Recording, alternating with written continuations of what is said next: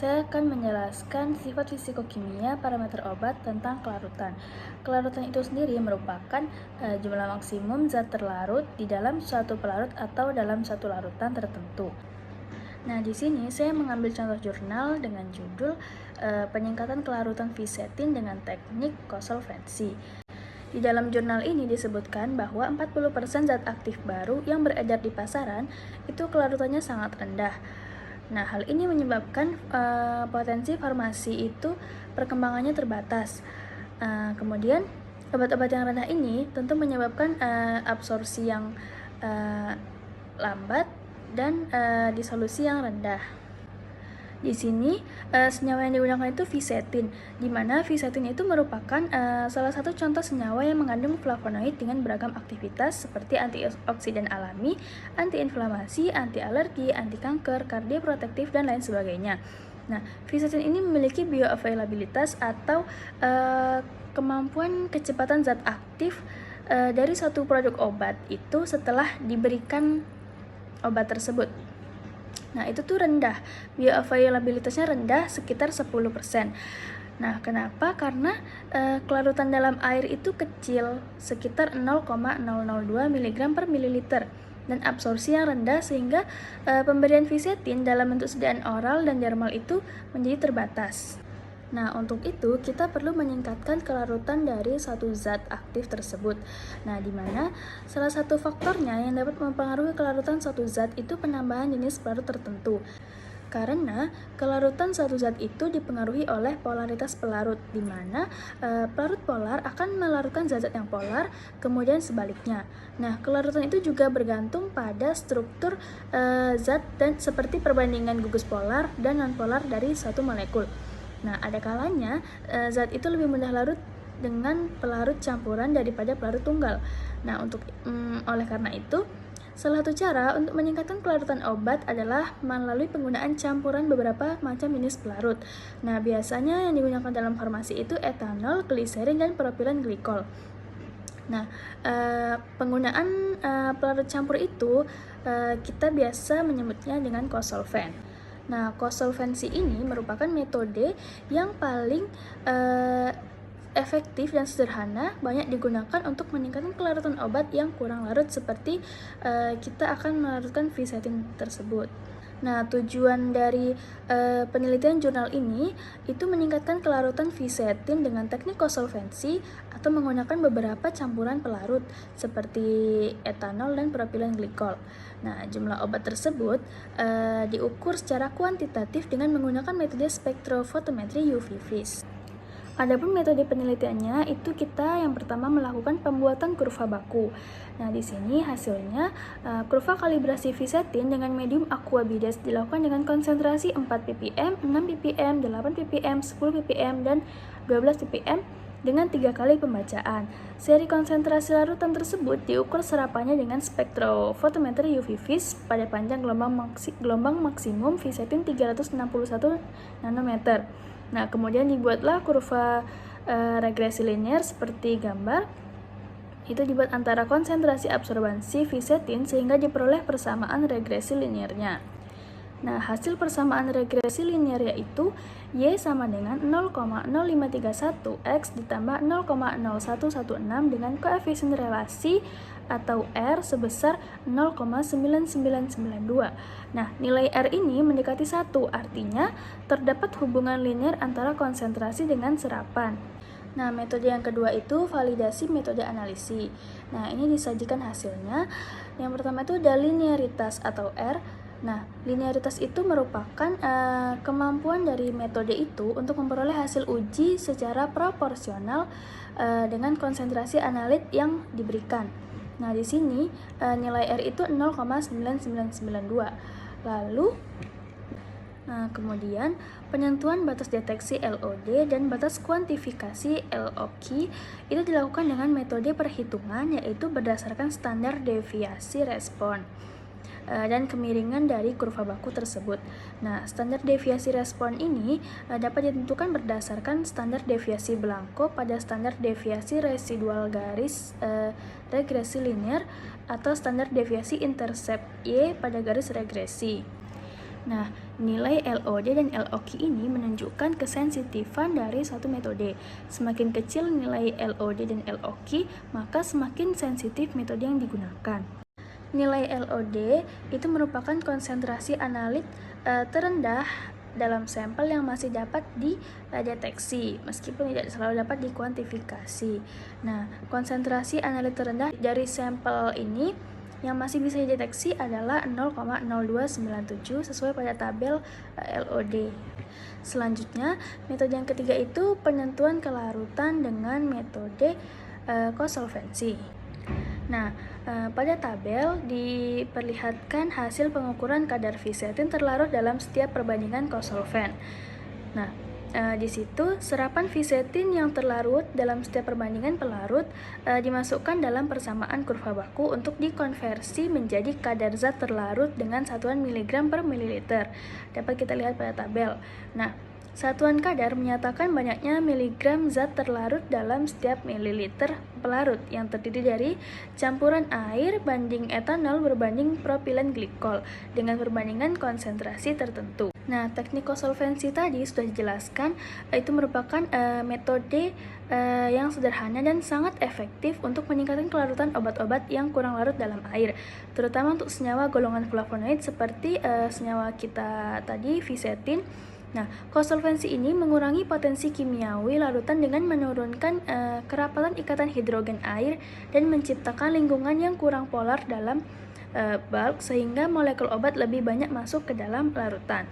Nah, penggunaan campuran pelarut etanol dan propilen glikol berdasarkan pada derajat polaritas dan keamanan pelarut.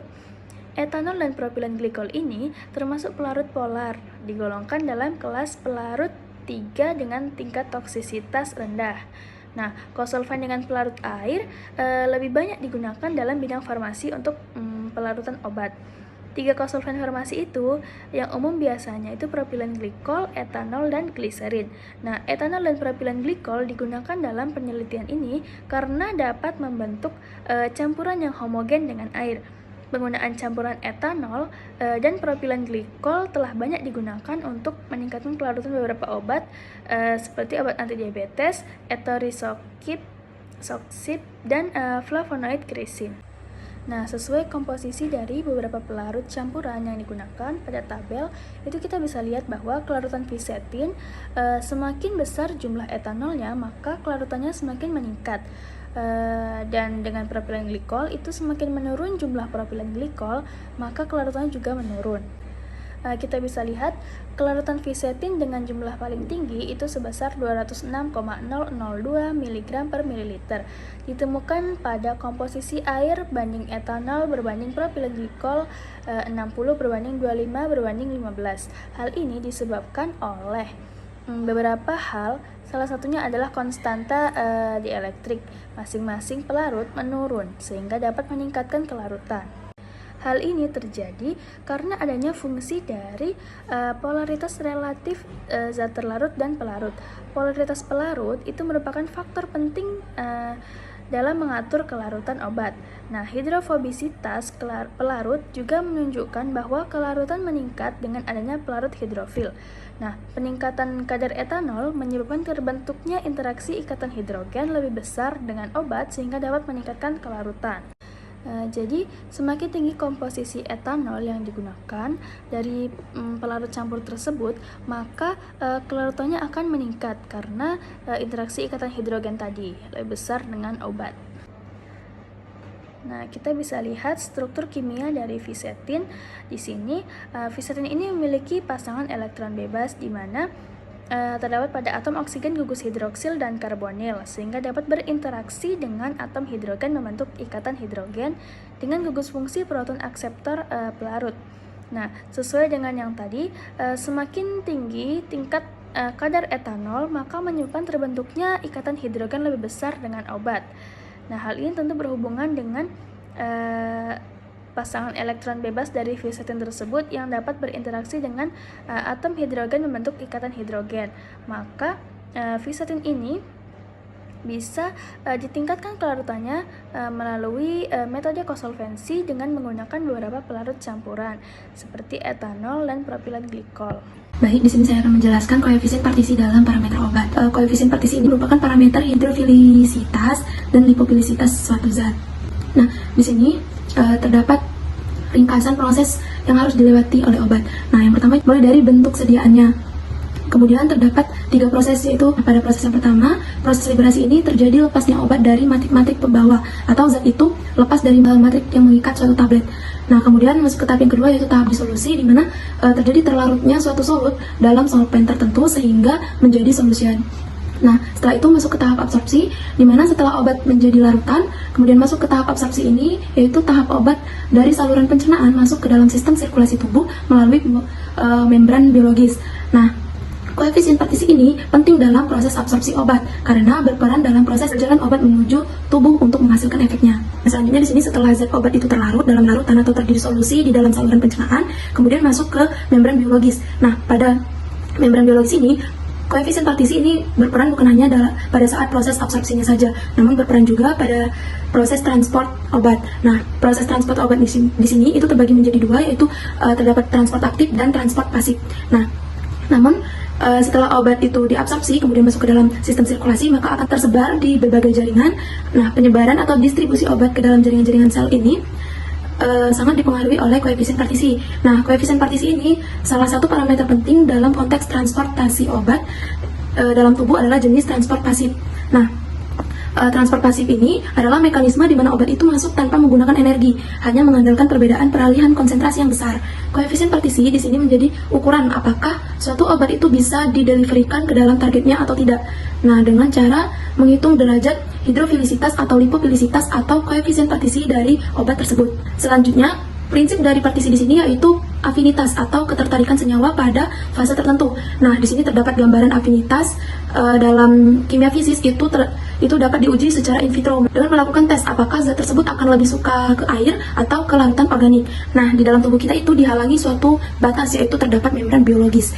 Nah, struktur dari membran biologis ini, atas dan bawahnya ini terdiri dari lapisan membran. Kemudian pada bagian tengahnya itu disusun oleh gugus-gugus yang bersifat lipofilik. Maka dari itu, zat yang suka air itu akan kesulitan dalam menembus membran.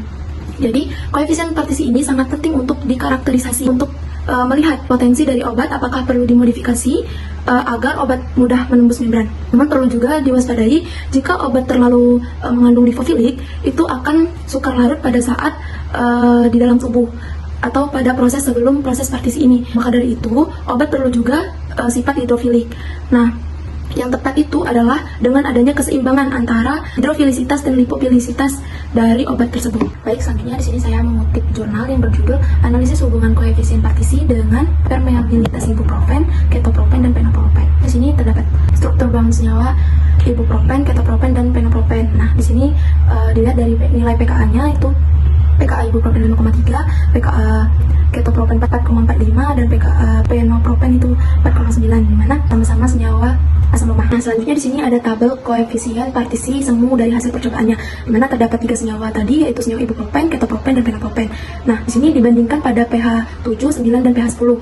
Di mana secara umum untuk ketiga macam obat ini terdapat penurunan koefisien partisi yang sangat tajam dari pH 7 ke pH 9. Sesuai dengan persamaan Henderson dan Hasselbalch, itu obat-obat yang bersifat asam lemah ini koefisien partisinya tinggi pada kondisi pH yang rendah. Nah, pada pH yang makin tinggi itu koefisien partisinya akan menurun.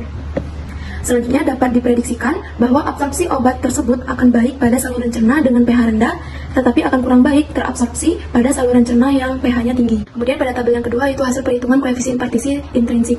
Nah, di mana pada ibuprofen itu koefisien partisi intrinsiknya sebesar 554,06, kemudian pada ketoprofen itu 324,39, dan penoprofen itu 95,54. Selanjutnya pada tabel ketiga ini terdapat hasil perhitungan untuk harga permeabilitas semunya. Dari percobaan ini dapat dilihat harga permeabilitas semu untuk semua obat menurun dengan naiknya pH.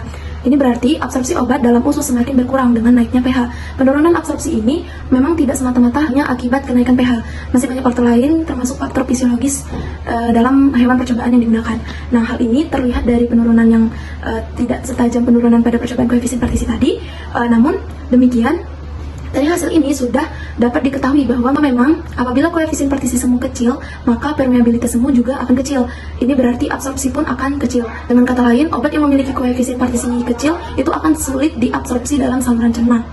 Kemudian, korelasi linear antara koefisien partisi semu dengan permeabilitas semu seperti terlihat pada grafik itu jelas memberikan bukti tambahan bahwa ada keterkaitan yang erat antara permeabilitas semu dengan koefisien partisi semu. Percobaan ini memberikan gambaran langsung bahwa ada korelasi yang bermakna antara koefisien partisi dengan absorpsi obat. Sekian dari saya, terima kasih.